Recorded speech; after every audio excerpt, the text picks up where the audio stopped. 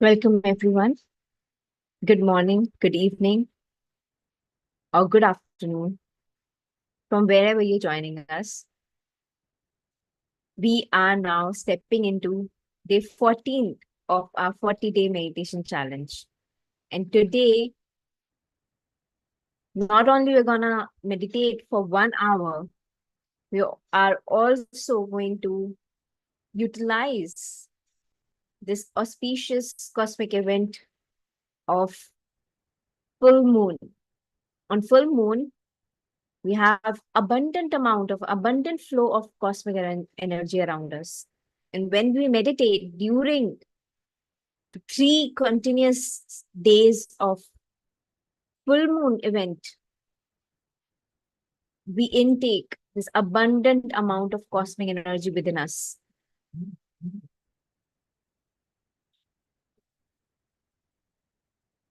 We all learned in these past days that cosmic energy is our essence. We are all energy beings. We are nothing but energy. So any disease happening, any illness happening is because of that lack of cosmic energy within us. And when we consciously consume the cosmic energy within us, it takes care of anything. Wherever the essence of cosmic energy is, it takes care of it. And we heal ourselves. So let us utilize this abundant amount of cosmic energy around us on this full moon day, which is happening today and will be there tomorrow as well. So full moon stays for 3 days prior to the actual full moon day, and after that, after the day as well. So let us meditate today. Find a comfortable spot wherever you are, where you can sit with yourself for 1 hour undisturbed. You can put your phone on silent if you're not using them for joining in or flight mode. Dim your lights. Set your environment, which can help you go deeper into your meditation. Put some aromas.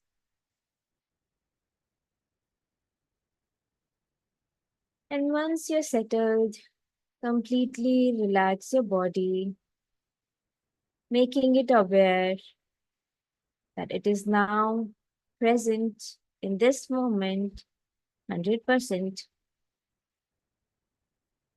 and is ready to go deeper with the natural cycle of your breath within yourself.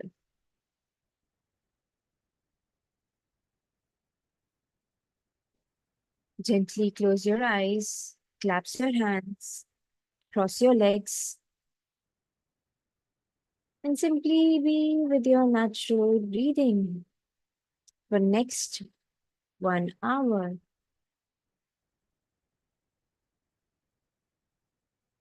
There is no other place to be right now other than this here right now. Just be with your breath.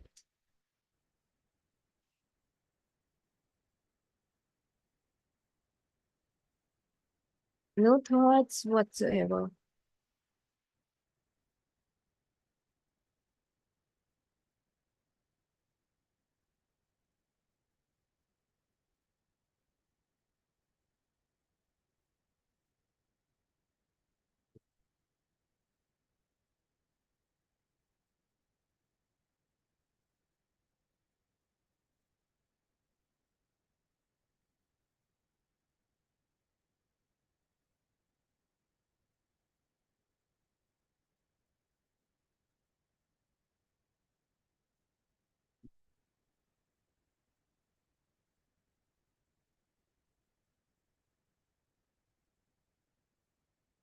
Simply become one with your breath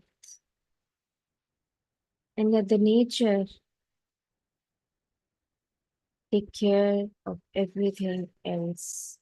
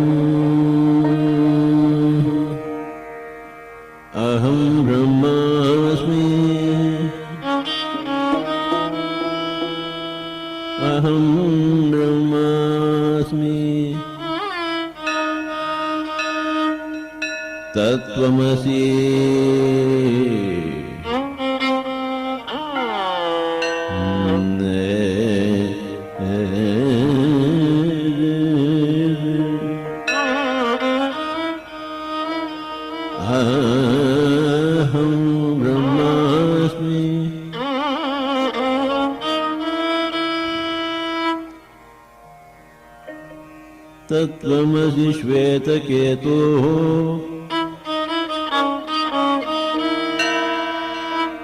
तत्त्वमसि तत्त्वमसि श्वेतकेतुः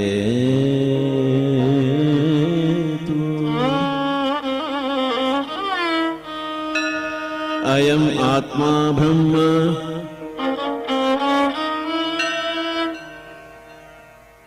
अयम्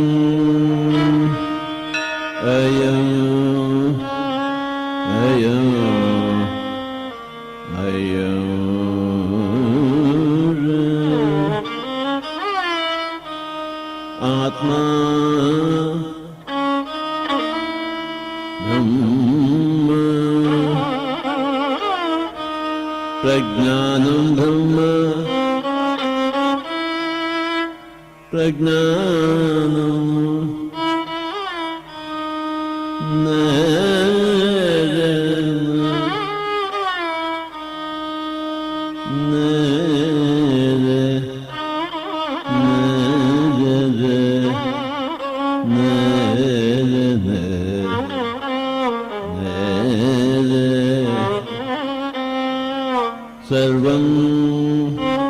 कल्पितं ब्रह्म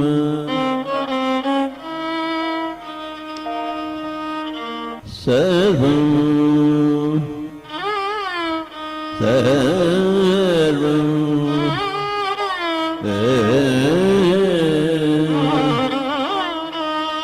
निदवदनिदरिरे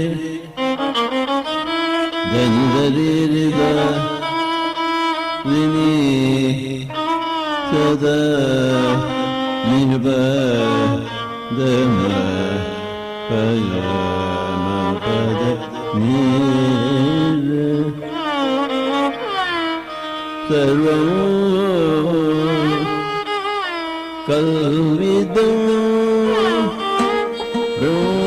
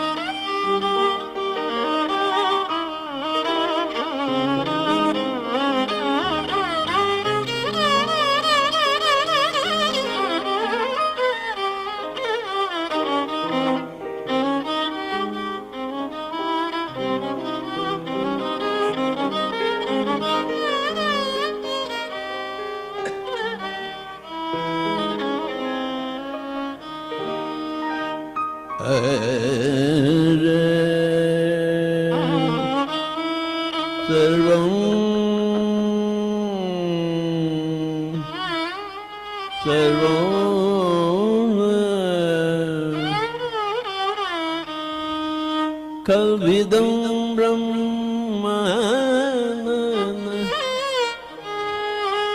சர்வம்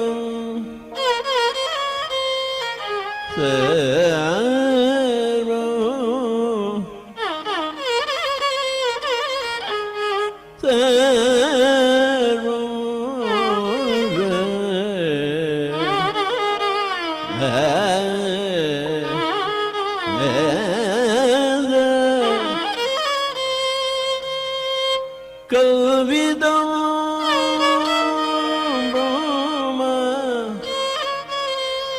பிரம்ம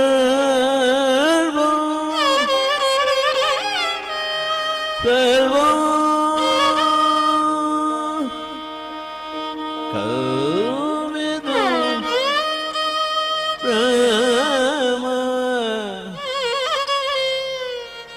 நித நிபதம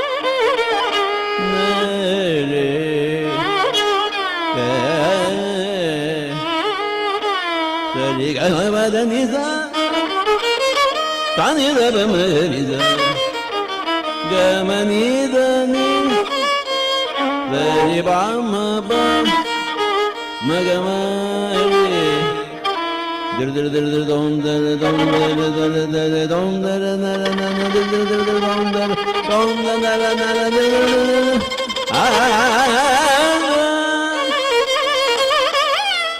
dom dom dom na na na na na na na na na dir dir dir dir dir dom dom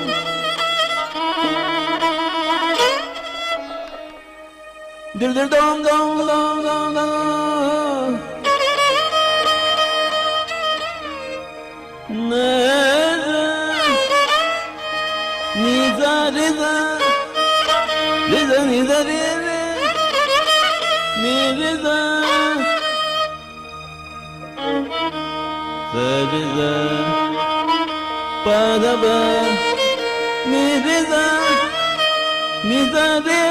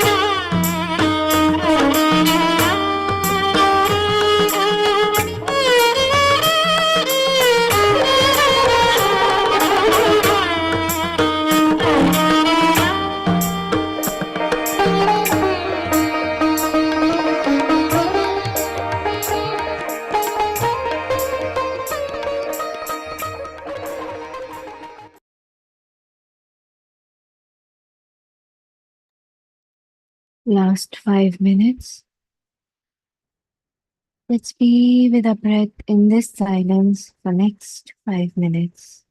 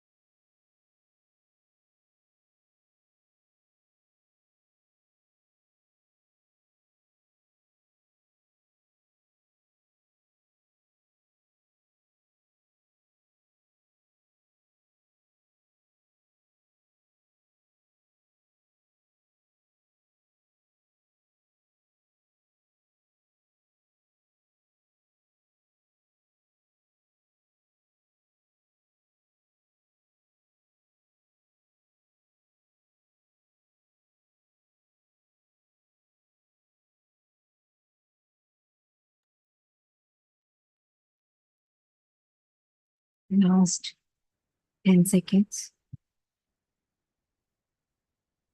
8, 7, 6, 5, 4, 3, 2, 1, 0. Slowly unclaps your hands and place them on your eyes and gently open your eyes.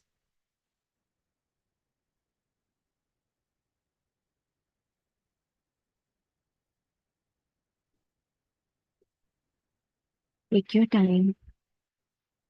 Have some water if you want to.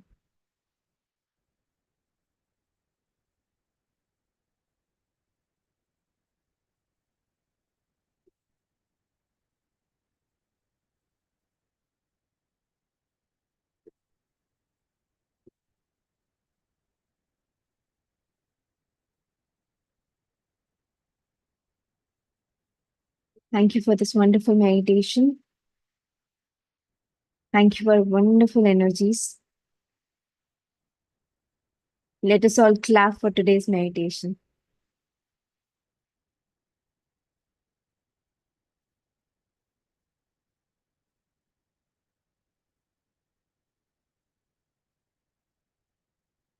Anyone wants to share their experience?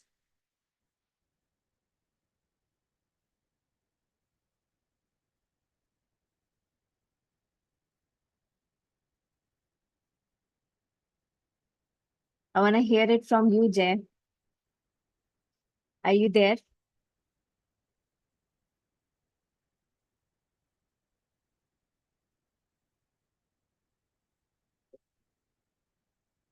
How is your experience?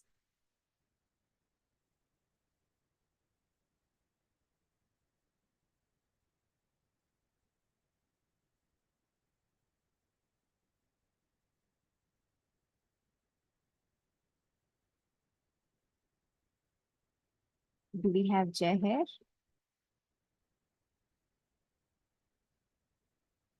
Hmm. Okay. Anyone else? Before we begin with our question and answer session, I'll just make, you can unmute yourself.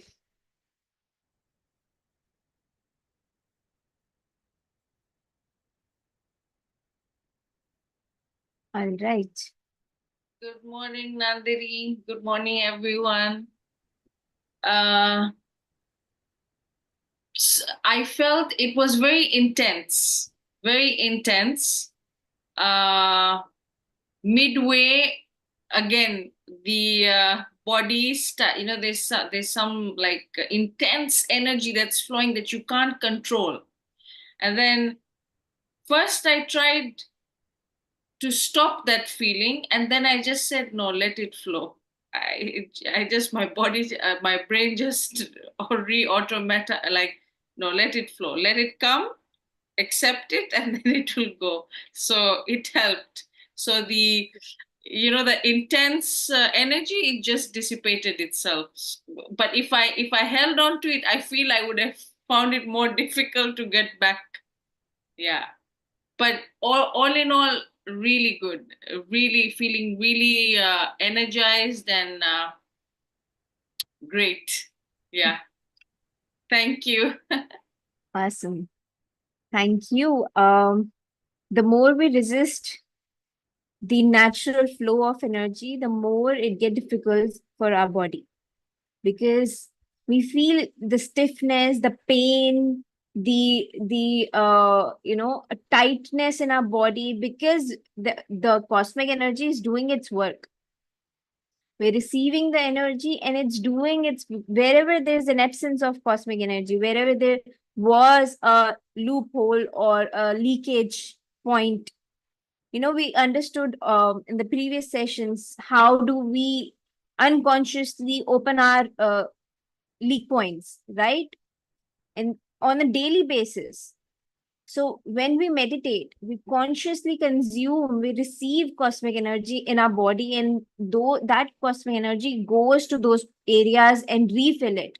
We are energetic being. We need that energy to refill ourselves, to be able to be in our true potential, in our pure consciousness. So that is what it is. So not resisting it and letting it be wherever it is. Let the pain will go the moment you are out of your meditation. But let it be. Whatever is happening for the better good. Thank you for sharing it.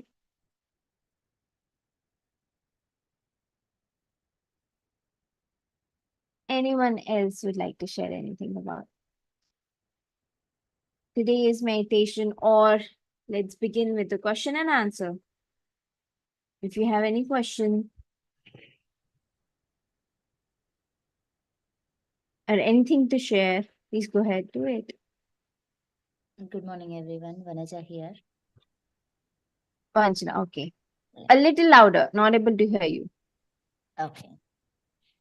So, good morning, everyone. I'm Vanaja. Today, as other person, I don't remember the name, said, same way I felt it is very intense, and I was totally feeling tight. As every day I feel I get some flow of energy till my neck. Today I can see that it has gone to my backbone, I can say a little bit.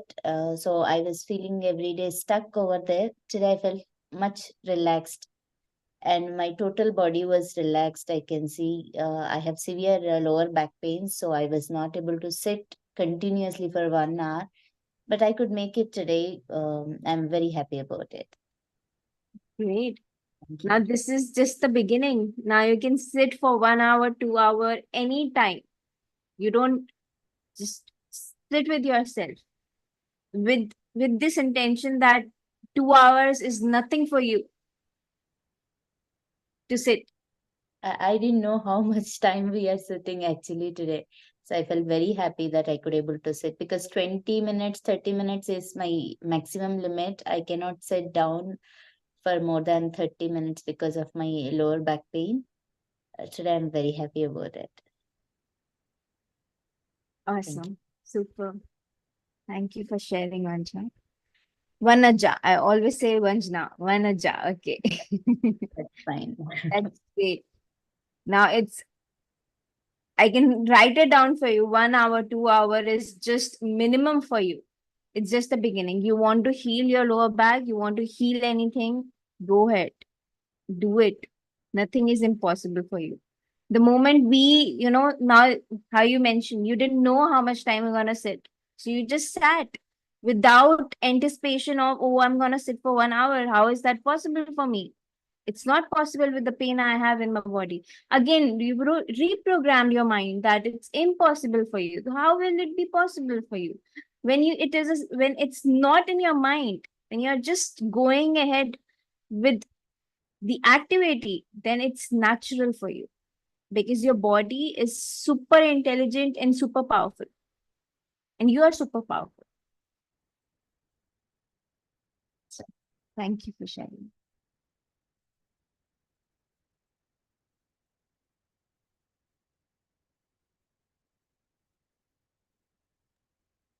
Madam, can I say a little bit of my, not experience exactly, but just I want to share some opinion of my experience.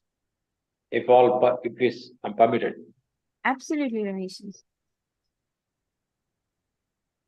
The music that was played was very appropriate because we started with 4 Mahavakyas. Aham Brahmasmi to Pragnanam Brahma, Sarvam Kalpividam Brahma, and Tattvamasi. And those of us who are slightly aware, when our thinking and our breathing and the music are juxtaposed and infused, that removes confusion. The real fusion removes the confusion. That fusion happens only when I am able to receive that fusion. First thing that I could find out. And I also found out that a person is joyful when he listens to music because he forgets other self-created wounds.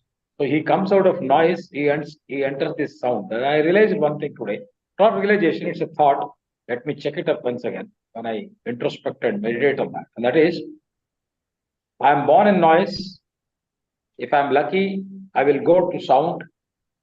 And if I'm further effortful, I will reach up to the music. And if I'm blessed by my God and I become part of that godly journey, then that music also becomes silence. There's four stages.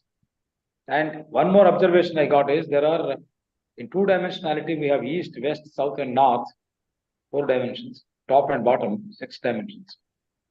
And similarly, we have Shadripus.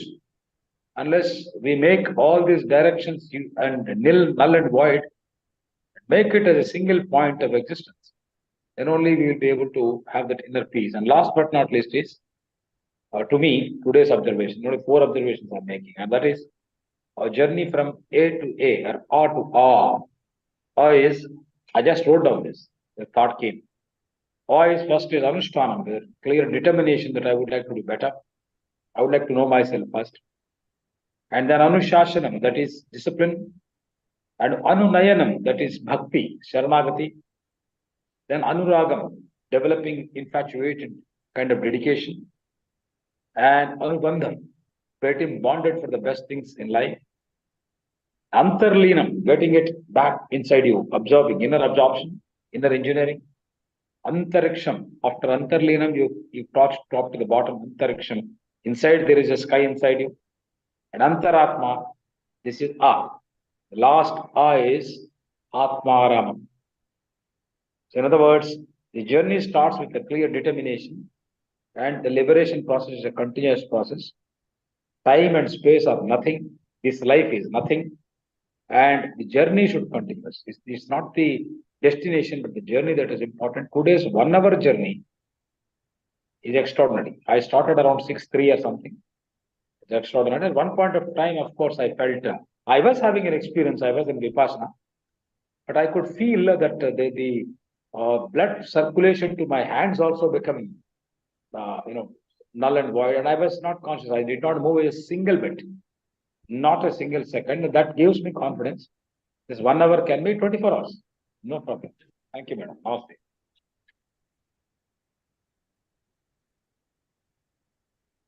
Thank you, Rameshji, for sharing your observations. Music. Let's talk about music. What happens when you hear music? Music is what? Frequency. Your word is what? Frequency. Your dhwani. Your words are also creating frequency. Those have impact over you and other people. Similarly, music is a frequency. So then it is creating an impact to your vibrational frequency, the energy that you are. It is tapping into those frequency. So every frequency is appropriate. There are different kind of frequency tapping into different kind of energy points. This music was specially created by meditators for the purpose of meditation. So it has highest vibration. So it helps us reach to our deepest level of core self realization. But in meditation, we need it just for, like how everything, pyramid, anything is an energy tool.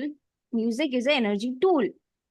So while the music is playing, we just have to let it naturally do whatever it's doing with us, our energy points, and not follow it. Meditation, again, is just about being with your natural breath. All the observations, all the thoughts that are coming, bring your awareness back to your breath. Whatever your observations or thoughts will be necessary for you to remember, you will remember even after you get up out of your meditation. But if you get into contemplating while you're meditating, you're again using your mind. You're again getting into what you have learned till now, observed till now, and then contemplating on it. So meditation is not the time to contemplate on things. Meditation is a time when you be with your breath. And naturally, your knowledge, your wisdom will appear within you. It will come. Thoughts come, such heightened thoughts come, observation comes. But your part To be with yourself is to get back to your breath, knowing that all this knowledge will stay with me. So that honesty in your meditation will lead with higher and a higher towards more self-realization. So not getting away from this fact of the methodology. The method is being with your breath. And all aham brahmasmi, all these great sentences, words have an impact. But again, not getting dependent on these is the idea.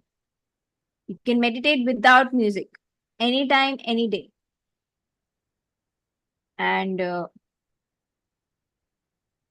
yes, that was the message. Just to clear it out.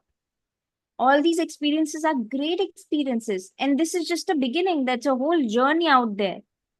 Every day, the moment you said you're going to have lifetime of journeys in 1 hour in your meditation. But the key is to not forget to be with your breath.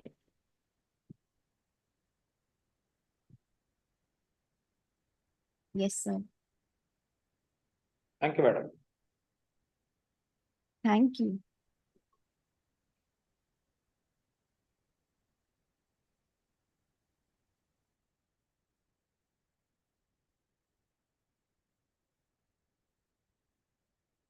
Anything else?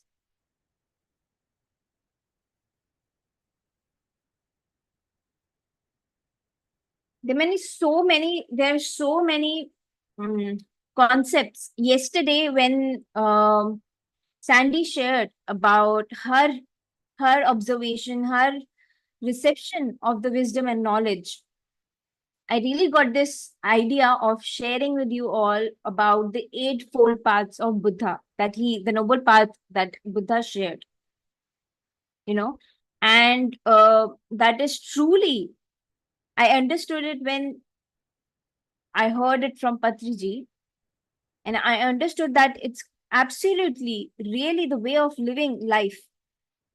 So let me share those eightfold path very quickly with you. Okay, I'll just share the screen also. Let me just do.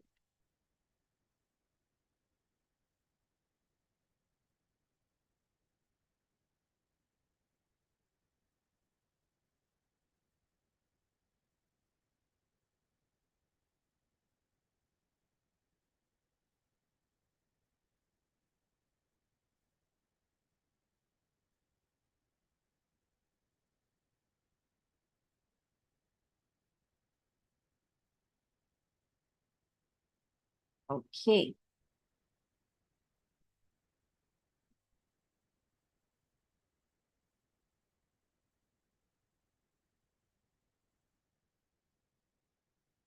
Can you all see my screen? Yes.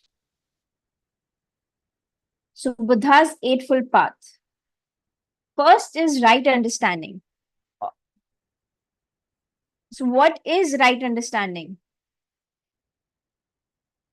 This is a significant step on the path as it relates to seeing the world and everything in it as it at as it is, as it really is. Meaning seeing the truth with your naked eyes. Some truths are not visible to our naked eyes. But when we close these two eyes, our third eye open. And when the third eye is open, we see the invisible. So when we meditate and fill ourselves with cosmic energy, and when we are in that true potential of us, we are able to see what is unseen, which is not visible to the naked eye. So seeing that truth is right understanding. Going beyond the myths, like there are so many kind of myths that to be able to, for being For you to be enlightened, you need to have a certain kind of good deeds, or you need to have certain amount of great powers or great buddhi. Buddhi is what? Common sense. With only then you will be, potential or potential candidate of for being enlightened. Anyone, any single person who is ready to go within, who is ready to see themselves as new, is ready to walk on the path of enlightenment. Seeing everyone as they are, not from where they're coming, what religion they're coming from what background they're coming from, how much education they have, how they speak, what is their language they're using. So this right understanding is basically a map for you for everything, for any other step. That's a basic right understanding. Next, right intent. What is intent? Wherever you're going, whatever you're doing, your intent should be very clear. Why I'm going to this occasion today? Why I'm coming to this session? Why I'm attending this session? What is my intent? What do I want? Why I'm meeting this person? Why I'm picking this call? Why I'm texting this person? Why I'm seeing what I'm seeing on television or reading the newspaper? Why? The intent, right intent. Now, Buddha says the intent should not be, in his words, it was how he described it, that you must not have an evil intent. Evil intent, what he meant, what he wrote was not taking, wrong intents are like looking for somebody's property, or seeking what is not yours, fundamentally. That was his words. But as a meditators, as a layman, understand what does it mean.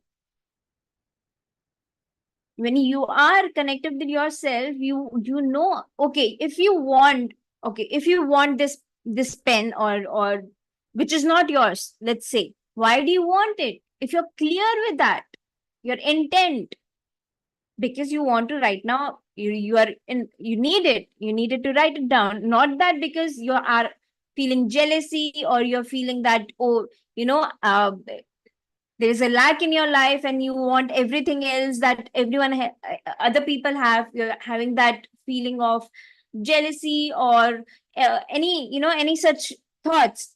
So intent, you want that pen because you have something to write it down and you need it.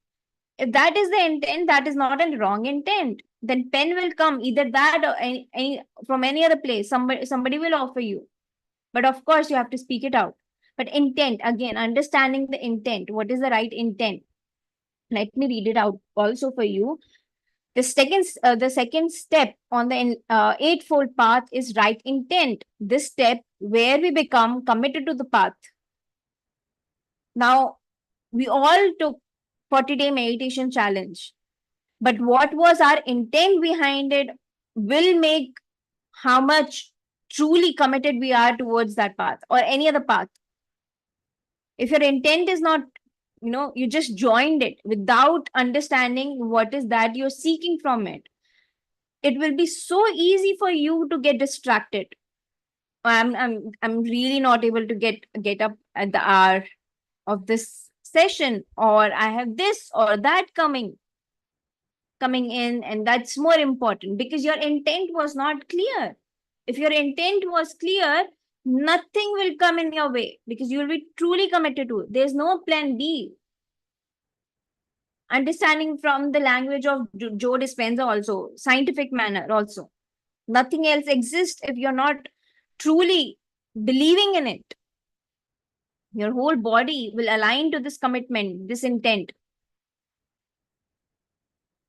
So, Understanding shows us what life really is and what life's problems are composed of. Right intent urges us to decide what our heart wants.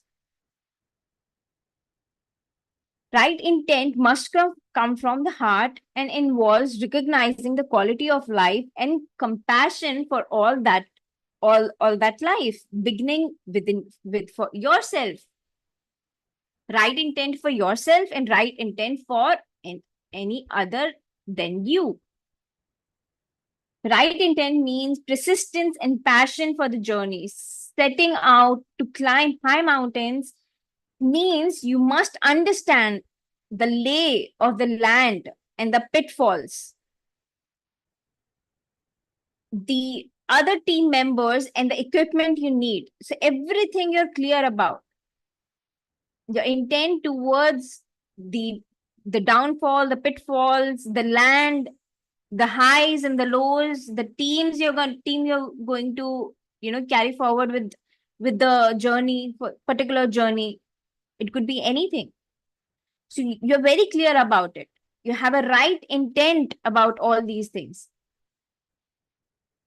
Have a clarity. You have passion towards the journey. This is similar to right understanding, but you will only climb the mountain if you really want to and have a passion for the climb. This is the right intent. Otherwise, either all other kind of emotions or other kind of thoughts will come to you. I have a fear for heights, or the climate is so wrong for today's climbing. Just extending this particular example of climbing a mountain. So if you are clear with the intent, nothing will stop you. But if you are not, all the whole universe will come forward with you with tests.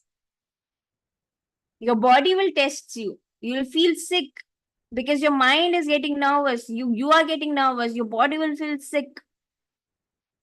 That, oh, I think no, I this is not for me. I did a wrong decision. I can't do this. I'm just not ready for it yet. Of course, because your intent was not right. It was not clear. Moving further, right speech, so important, very important. Each and every second, not only the speech that you're speaking out loud, the speech that you're doing within your mind, your inner conversations, so important. Every single moment we're telling ourselves something about ourselves or the other people. Oh, this is like that, while we are cooking, while we are tying our shoes, smallest of never mind is never stopping. The chattering never stops. So what is that chattering telling you? That is also creating vibrational energy fields within your energy circuit, your cells, your atomic atoms, your subatoms. They're restructuring according to your inner conversation. Whether you say it out loud or not, your intent is your inner conversation. So when you speak, you must know what are you speaking, when to speak, when not to speak. It is not necessary always, even if you know that this must be spoken, this needs to be out. You must know whether this is your time to speak, whether you are supposed to speak or not, how to speak. If you're going to speak to children, like you speak to adults, will they be able to hear or understand what you're saying? You must know how to speak. With each person, there's a different kind of speeches you need to speak with. How they perceive.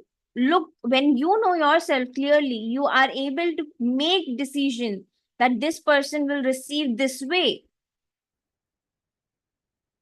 You're not giving as you like. This is how I speak and that is it. I don't care whether they take it wrong, whether they do it. If you're fundamentally right, then of course you don't have to care about other people's judgment or anything. But if you do not understand the basic empathic nature of understanding when to speak, how to speak, then it's your learning, it's our learning how that we have to take care of. So take care of your inner speech and outer speech, specifically your inner conversations. We don't talk about it much. Nobody talks about in a conversation, but that's happening 24 hours. So the more meditation we do, the more that those chattering goes away. We are very mindful about it. Mindfulness will also come in the further 8 foot paths. But the more meditation we do, the more that inner chatter is lesser and lesser. And we are aware about everything that is happening with us, our emotions, our thoughts. We are not just unconsciously going with the loops of what we have been doing.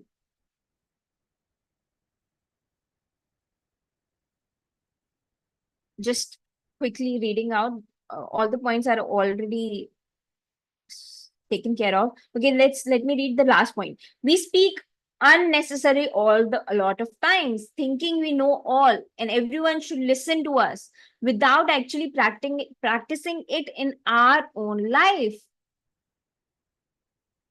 It's very easy. And understand this fact, unless you are, again, I've spoken this before, unless what you're speaking is coming with authenticity, it's not going to reach to any other person. If you're not speaking your truth, it will not reach with that intensity to other person. So speak your truth and your truth only, and it will reach. Then only you can make an impact. Many people have heard this say, and I have been in that shoes, that you know that nobody listens to me. I'm speaking in the room full of people, but they're not listening to me. They listen to that person, but they're just ignoring me. They're not ignoring you. You're not speaking the truth, or you're not speaking with that intensity that aligns with yourself. So your whole body should align with what you're speaking.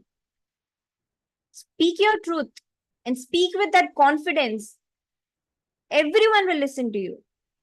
They're waiting to listen to you. Your truth, your unique gift. But only if you are aware of who you are, how you're speaking, when you're speaking. Fifth, right action. Now, right action recognize the need to take the ethical approach in life, to consider other and the world we live in. This includes not taking what is not given to us and having respect for 4 agreements. Okay, now this involves 4 agreements. I specially mentioned it because there's this book called 4 Agreements by Don Miguel. Must read book. A must. This is like a Bible for you. There's so many knowledge out there. 4 agreements. Just write it down. The moment you think that you want to step into the different book other than what we are reading after this 40 days, or even right now, because you can read multiple books. Why not? I read multiple books at the moment. So note this book. This is a Bible. This is must read book. 4 Agreements. And some other day I'll talk about the details about 4 Agreements. We must not, the moment we understand 4 agreements, we'll understand the whole technicality of how world is doing, and you will be the master, living with the right action, right understanding, right speech. No interference. Right action is no interference, whether it's about interfering in any other living being, human being, or living beings. Not interfering in your wife's life, not interfering in your children's life, especially your children's life, not interfering in your wife life, or your sisters or brothers or family life. you should do this. This is the age you should get married now. All these are basic, generic programming that we have. Without even thinking, we speak. Hey, I think you're not eating fine. You're looking really thin. We don't think before speaking.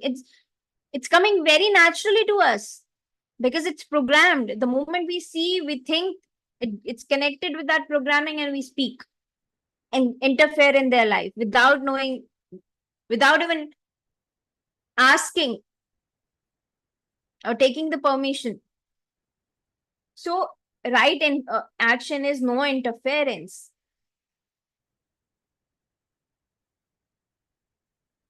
Humans still speak back, they respond or react, so you stop, you may stop. But what about the people, or what about the beings who do not have voice? We are interfering in their life endlessly. Animals, all kind of animals, birds, fishes, mammals, putting them in cage, creating factories for, and factories with them, using them as a product. That's not a right action. So knowing what is the right action, using them as a food or cloth, using as a handbag, just because they cannot tell you that that's not what they want.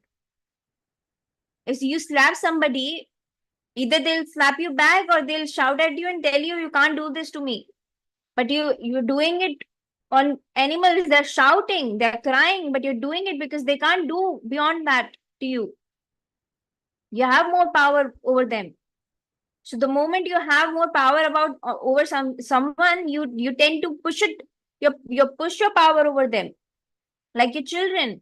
You push our power over our children. Men think they are more powerful than their wives, sisters, or their friends, because they're programmed that way and they truly believe in it, and that's why they're able to do it. And vice versa for women. Now, fifth point, right livelihood. What is right livelihood?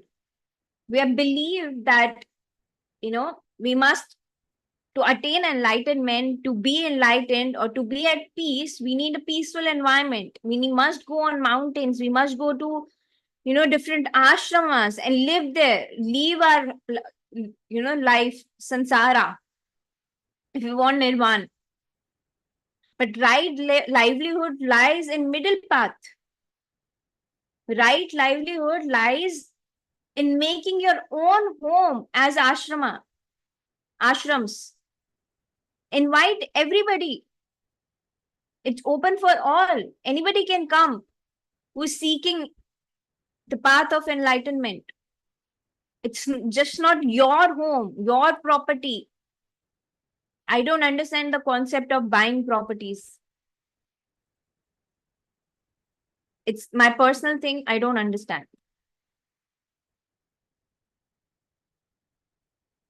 Make your house as ashrama. Treat everything here as ashrama. Not, okay, you saw the ad, you liked it, you bought it. Your house is filled with items. You don't need it, but you bought it just because you saw the ad. There was 50% off. You saw it, you bought it. You need it? No.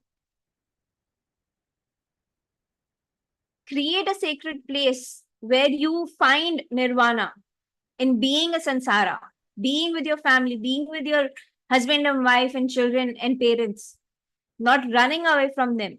That they are not peaceful. I want to run away from them. Again, there is no learning over there. Buddha learned that.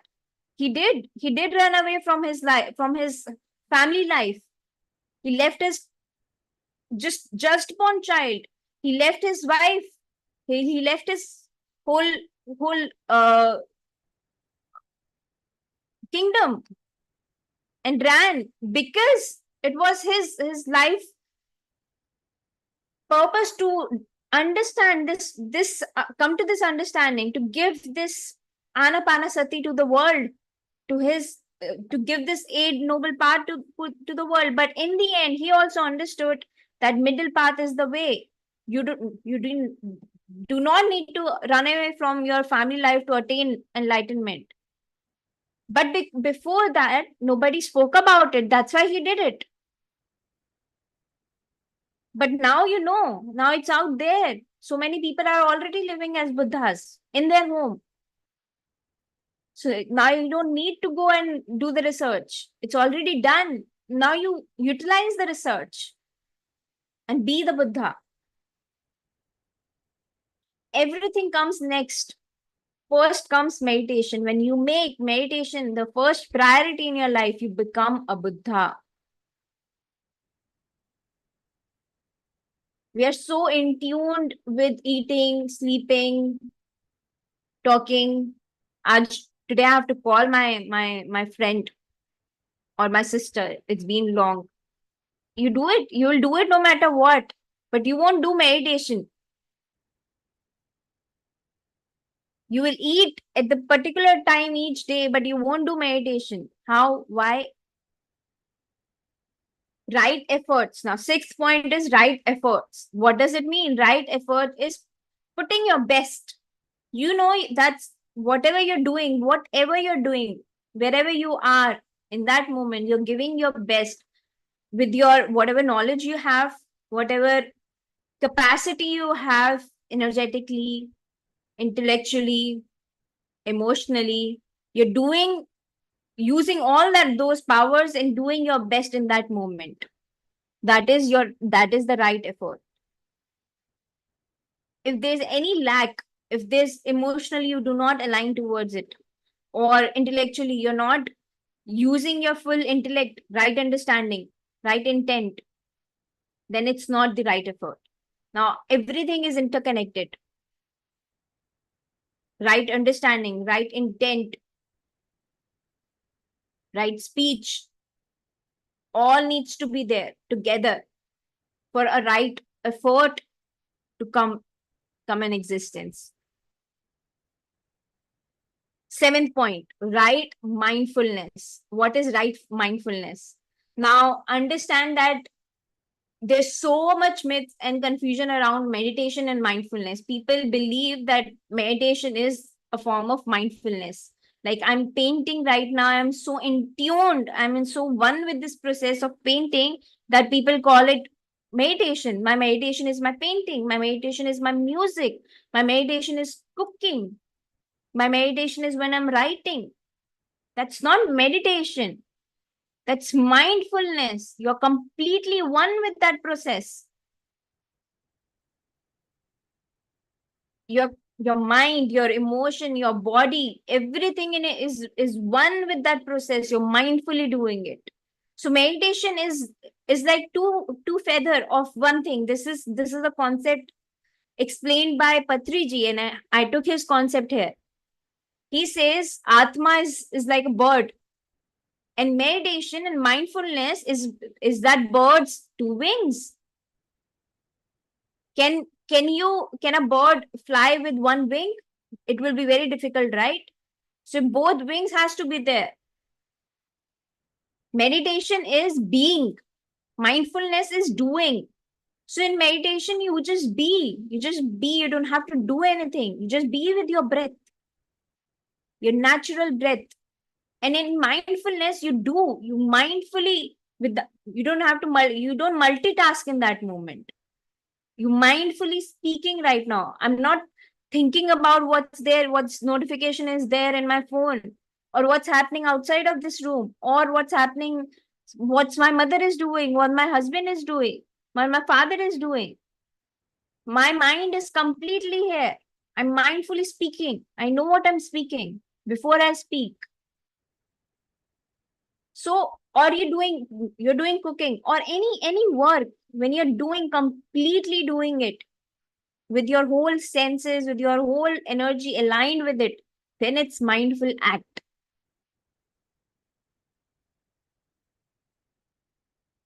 Mindful, I'm reading it now. Mindfulness is whatever you do in that very moment, full attention. When you're dancing, dance. When you're cooking, cook. When you're walking, walk. While walking, we are so many thoughts goes around when you're doing something.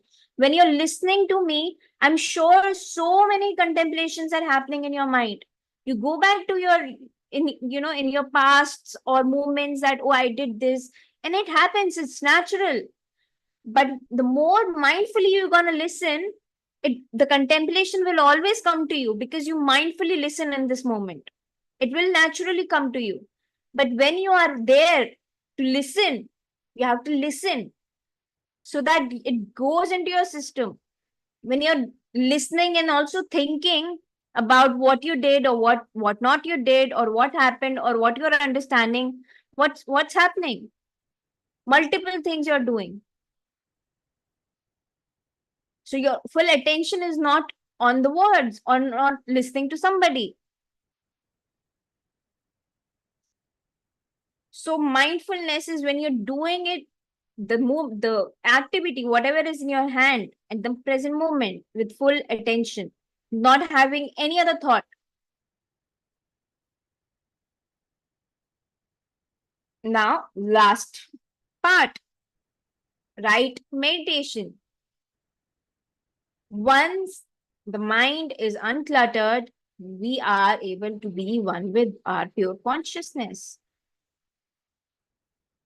So only after mindfulness, the more mindfulness you're gonna practice, again, it's all into two feathers of Atma. Mindfulness, meditation. More mindfulness, more meditation. More meditation, more mindfulness. Interconnected.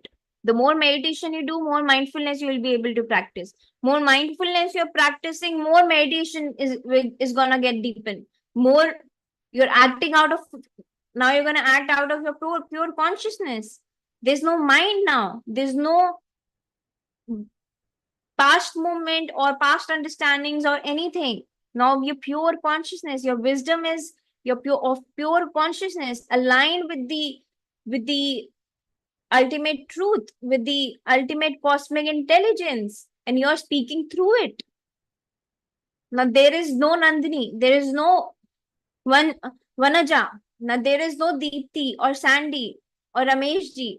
They're speaking through who the consciousness they are. The consciousness is not Nandini. Me, I'm not Nandini. I borrowed this name and body to live this life right now. But I'm not this. We're stuck in this I. We're so stuck in this I. Everything is happening with me. I am the victim. I am this. I know this. I should speak or I should listen to me. Or so many I's are there. But you are not that I. When are we going to realize it?